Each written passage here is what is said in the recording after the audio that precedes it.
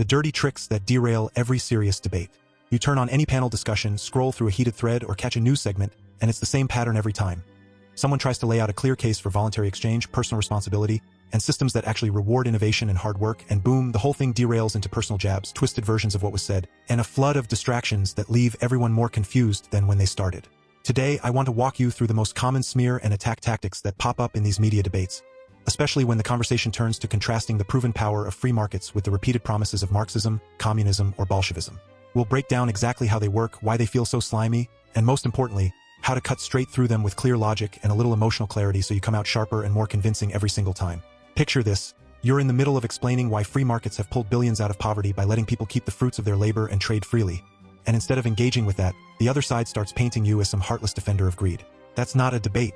It's a setup. And it happens constantly because these tactics aren't about winning on merit. They're about shutting down the conversation before it even gets going. The good news? Once you see them coming, you can sidestep the traps, refocus on reality, and actually move the discussion forward in a way that feels honest and human. Before we delve further into this exploration of smear tactics and logical fallacies in media debates, allow me to offer a brief reminder. If any part of this discussion resonates with you, perhaps a striking insight or a moment of clear reasoning, please consider liking and sharing the episode while ensuring you are following for future updates. Let's get into the thick of it. The number one move you'll run into is the classic ad hominem attack, where they go straight for your character instead of your ideas. They'll call you out of touch, privileged, or motivated by self-interest, dredging up some unrelated personal angle or labeling you as part of some vague elite group that supposedly benefits from free markets. It's poisoning the well right from the start, making the audience doubt you before you've even finished a sentence. Or they pull the wrap-up smear, planting a distorted story somewhere and then circling back to it as if it's established fact. The emotional weight here is heavy because it plays on people's sense of fairness. Nobody wants to side with the bad guy, they've just been told you are. But here's the logical gut punch. None of that touches whether free markets actually deliver results. Personal attacks don't make shortages disappear or turn inefficient central planning into a success story. When Marxism or Bolshevism gets defended this way, it's a tell, because if the track record of collectivist systems held up, they wouldn't need to attack the messenger. They do it because the alternative is admitting that voluntary trade and private property create real prosperity, while forced redistribution breeds resentment and stagnation. Right behind that comes the straw man, where they take your position, twist it into something ridiculous, and then knock that fake version down. You say free markets thrive on individual incentives and choice, and suddenly they're claiming you want unchecked chaos where the strong devour the weak with no rules at all. Or you point out the knowledge problem in central planning, how no committee can possibly know the millions of shifting preferences and local conditions that prices reveal naturally, and they spin it as you hating cooperation or wanting everyone to starve. It's sneaky because it sounds like they're engaging, but they're arguing against a cartoon. The way to smash this is simple logic. Restate your actual point clearly and ask them to address that instead. Emotionally, it feels empowering because you're refusing to let them control the frame. And when you do, the hollowness of the Marxist promise shows through. Collectivism always claims to be about the common good, yet it ends up ignoring the very human realities of scattered knowledge and personal motivation that free markets harness so brilliantly. Then there's the Gish Gallop, that fire hose of claims where they rattle off a dozen half-truths, outdated stats, or unrelated grievances in 60 seconds flat, so you can't possibly rebut them all. It's overwhelming on purpose, designed to make the audience think there must be something to it because there's so much. In debates about free markets versus communism or Bolshevism, you'll hear a barrage about inequality, exploitation, or historical grievances, all piled on without time to unpack any single one. The emotional trick is exhaustion. People tune out and default to the side that sounded busiest.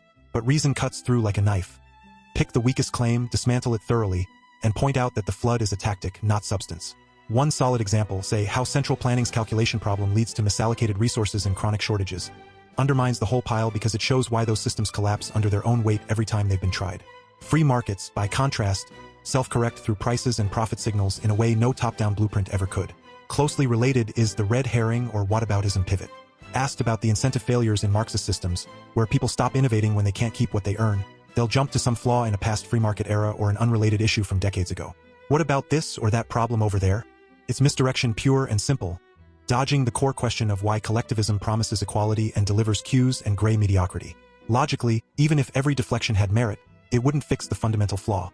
Without private property and voluntary exchange, there's no rational way to coordinate billions of decisions. Emotionally, it preys on guilt or distraction, but you counter by refusing the bait and steering back. That's a separate conversation. Right now we're talking about why systems that abolish incentives always end up with less for everyone, including the people they claim to champion.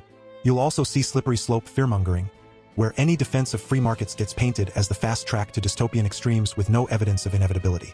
Or false dilemmas forcing a choice between their collectivist vision or total disaster, ignoring the nuanced reality of authority-oriented approaches that balance order with liberty. False equivalence pops up too, equating minor market corrections with the systemic failures of centralized control. Bandwagon appeals claim everyone knows Marxism is the compassionate path, as if popularity ever made bad economics work. Each one crumbles under the same test. Does the claim hold when you examine incentives, knowledge, and actual human outcomes? Free markets win because they align self-interest with societal benefit. Marxism, communism, and Bolshevism demand we ignore human nature and pretend a handful of planners can outthink the dispersed wisdom of millions. The deeper theme here is why these tactics cluster so heavily around defenses of Marxist, communist, or Bolshevik ideas in the first place. At their core, those systems rest on a beautiful-sounding but logically broken premise, that we can engineer perfect equality by abolishing private property and letting the collective decide everything. But reality bites back hard. The knowledge problem is inescapable.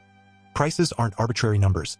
They're signals carrying tacit information no central authority can ever gather or process fast enough.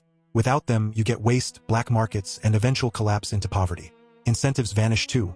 Why pour your soul into inventing or producing when the rewards get spread thin or seized? Emotionally, it's heartbreaking because the promise was liberation.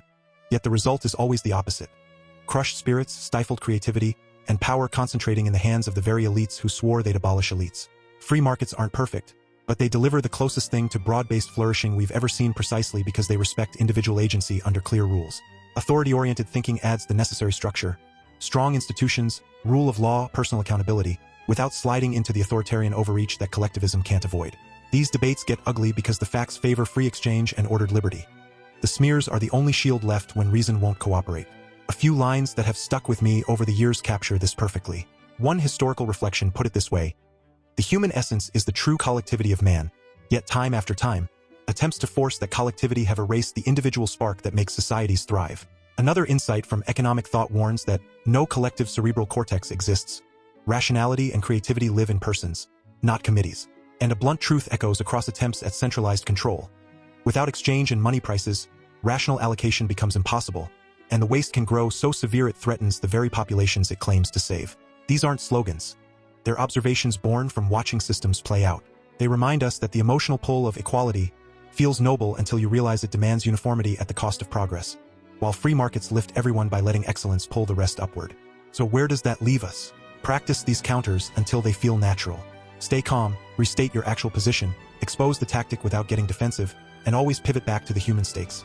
Innovation that feeds the world, freedoms that let people build lives worth living, and authority that protects without smothering. Record your exchanges if you can, build a consistent record of clear thinking, and surround yourself with people who value substance over spectacle. The goal isn't to win every argument. It's to keep the conversation honest so more people see that free markets paired with authority-oriented principles aren't just efficient. They're the path that honors our best selves. Thanks for spending this time with me. If any of this resonated, share it with someone who's tired of the same old scripted clashes. Keep questioning, keep reasoning, stay truthful, stay free.